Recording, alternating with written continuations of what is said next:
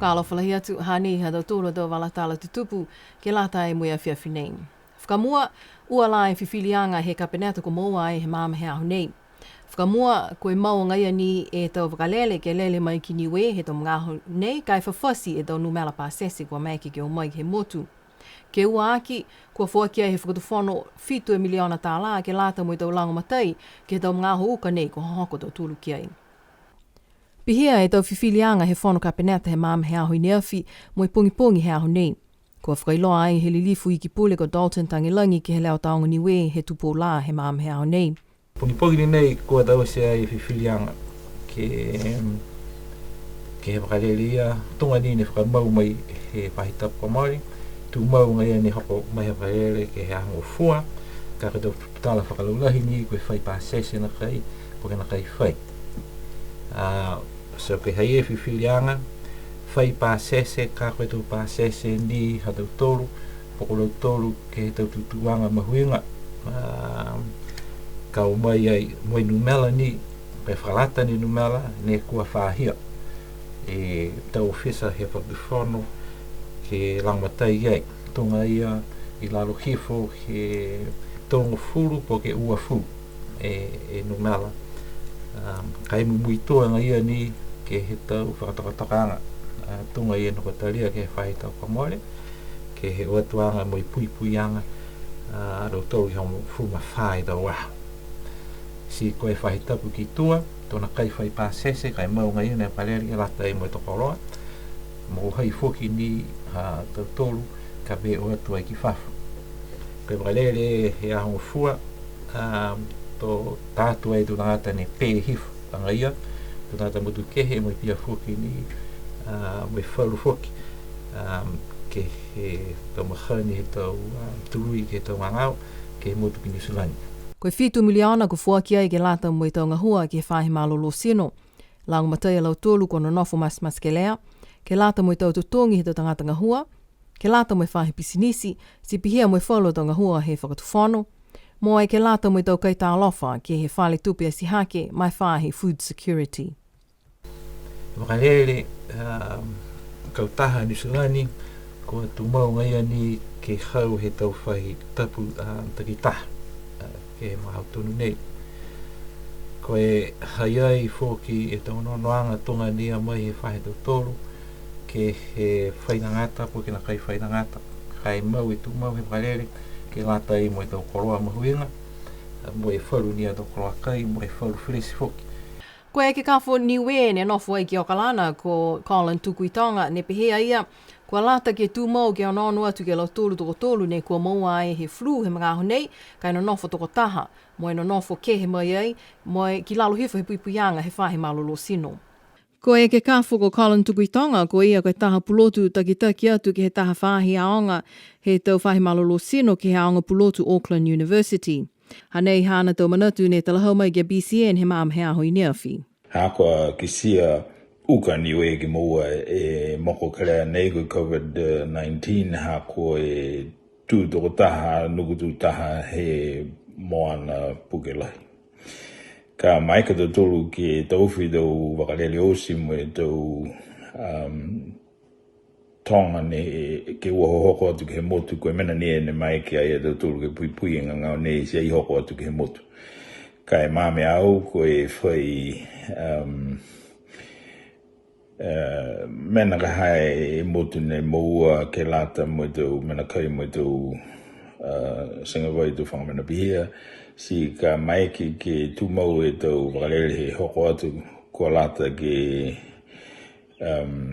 tuku kehe e tau tangata osini o atu ke taha mena maupaopu ke ua hoko lau tulu ke lawhi mo e tau tangata nei no nofo he motu si lata fōki ke tuku leo leo ke ona ona lau tulu ia ke nāka i whai o whenonga mo e lawhi lau tulu mo e tau tangata nei no nofo he motu. Koe a hango fua e whae tapu nei ne whailoa ai he hangai takitaki e whae malolo sino e motu ko Griselda mo ko ia. Koe toko tōlu alau tōlu e tau tangata onongo fulu ne kua kisia ke he tau ahi atu he whae malolo sino mo e sivi ki alau tōlu ne no nofo taki toko taha e tō mga aho nei. Mo e kua whitani he tau se e tau fuafuaanga mo e amana ki ke tātu ke sivi ki he motu ko New Zealand.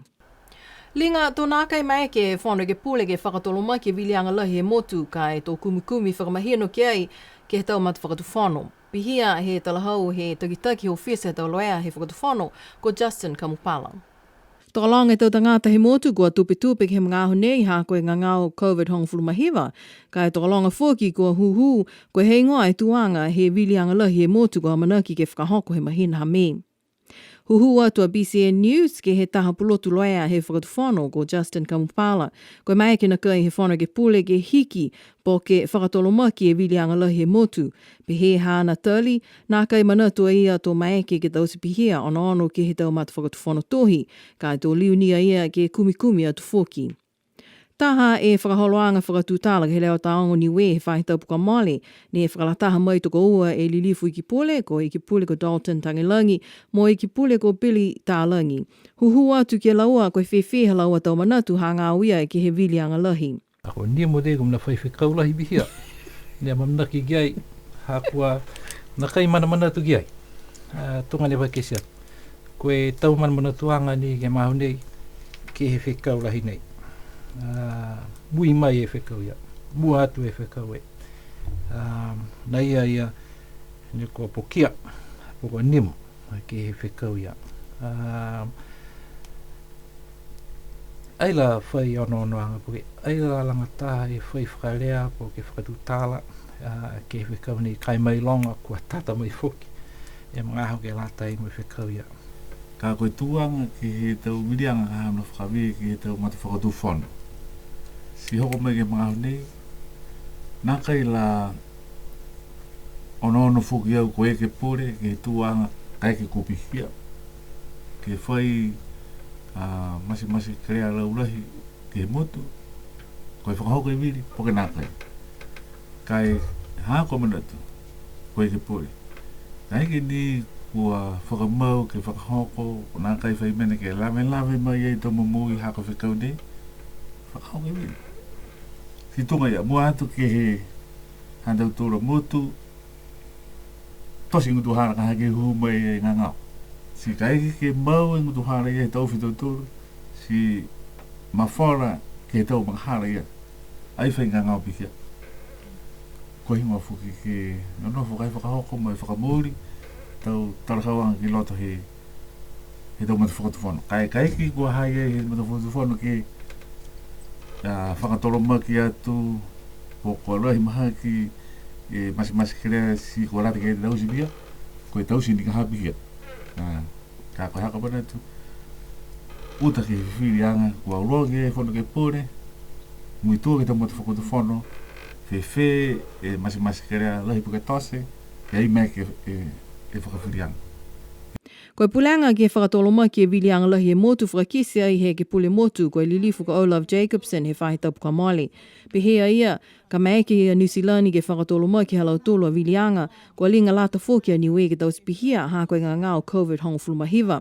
Kai koe lata tonu he whono ke pule ke whiwhili ki ai. Talia fōki whalo tau e ke pule, pihea e talahawanga he lilifu ko Crosley tātui. Pihea ia, koe tupe lahi he mga aho nei ha kua whakatolo maki tau whono ke pule. Ka eke kua mua atu e mahuinga he tau ngahua he whakatu whono, ke leveki mo e puipui e motu mai he ngā ngāo COVID hongfulu mahiwa, tōnā kai whakasikai ia ke e tau whiwhilianga ke whakatolo maki e wilianga lahi e motu. Koe ke kawhoko Colin tuku i tonga ne takitaki e taha tausianga ke langamatai mai e whahe malolo sino haniwe ke puipui e mai he ngangao COVID hongfulu mahiwa. Pehe e ke kawhoko Colin tuku i tonga koe taha ne puhala ni kua mua atu mitaki ke puipui aniwe mai he ngangao nei, koe puhala he tau matua he wahaia ke tauwhi e tangata mai whafo au mai ke motu. Na manatu e tau tōru a kāpene kuki ne te tuli he tau tupuna tau tōru mai he motu he wahaia. Maunga ia tau makaka ia ha tau tōru ne hoko mai ke he waha nei. Kai maloloa ngai a fōki e tau manatu whakise he taha ke pule motu koe taha iki pule whahe malolo sino whakamua ko liliu whakao Love Jacobson. Pihe hana manako ke ole atu ke he whakatuwhano ke ta ofi e wakalele a ua lele mai ki niwe. Talhau mai e eke kāwho ko Colin Tukuitanga, koe tau mga honei, koe langamatai mai a ia ki he matakau ngahua he whahe malolo sino ha niwe. Si pia fōki ni mo e whalo e tau eke kāwho mo tau nosi, ne kua manako ke langamatai e whale ngangau ha niwe ke tau mga honei. Koe mga honei kua ole mai e whahe malolo sino ke kumikumi tau tamaniwe ne ngahua nosi puke eke kāwho ke iloa ko haine manako ke hohoko atu ke motu ka kumilau matai e motu ka pehe kua tupu e ngangao COVID-19 ke he motu. Si whai whanau ne kua whakisi mai halau tolu a tau manako ke lau matai e motu ka hoko a tau tolu ke he walaia. Pehea e taha e ke pule motu ko lilifu ko Crosley tātui, kua lata e whakatuwhono ke tā langa taha mata whakatuwhono whasiwhasianga tupe, ke tā atu ke whono ke pule ke lata ia mo tau tupe kua manaki ke whakamole, ha koe tau whakaholoanga ke lata mo e ngangao COVID hong fulmahiva. Talahau mai tau manatu he lilifu ko tātui ke he meli hila mo i pehea ia kua lata tonu ka peneta mo i whahitāna ki tupe he whakatuwhono ke whai whakatokaanga ke tau mga honei ke lata mo i tau puhala ke pui mo le veke tau pisinisi he motu mo atu hako nāka i loa koe osi a whē tau le kua nei.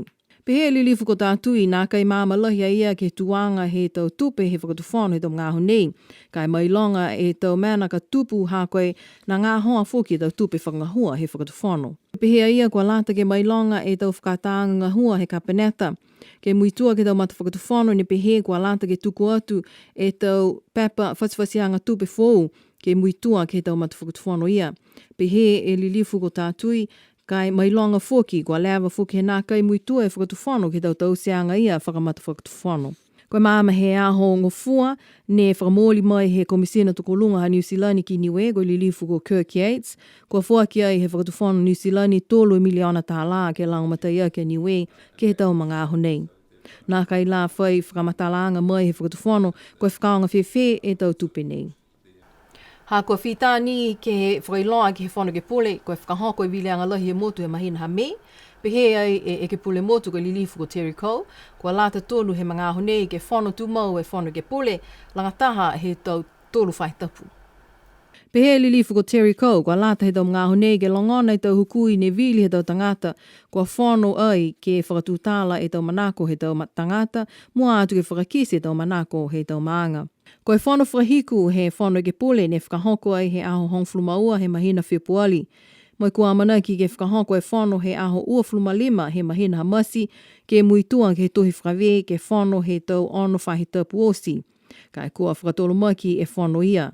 Pehe e meli hila mai he whakatonu whono he whono ke pule koe lilifu ko tongia walu pihingia. Koe whiwhili ke whakatolo maki ha koe tau pua kianga mo hata kianga ke he lanu ango ke lata ia mo ngangao COVID hongflumahiva. Pehe lilifu ko Terry Cole, kua lata whoki he tau mga honei ke whakamau popo e tau whakamauanga he tau pepahingoa tangata vili he tau maanga takitaha. Koe taha whono he whono ke pule he mataulu he tau nei ne whakailoa ai he palemia koe whakahoko e vili anga lahi he mahina ha mega nāka e whakamahino e aho. Kua langa ua tua e whakatolo mai ki he whono ke pule ne kua manaki ke whakahoko he mahina nei ha koe ngangao COVID hongflumahiva. Si pihia hatau tolu a tau wala tala tutupu ke lata e mui a whiawhi nei, uluine pōna no whaa.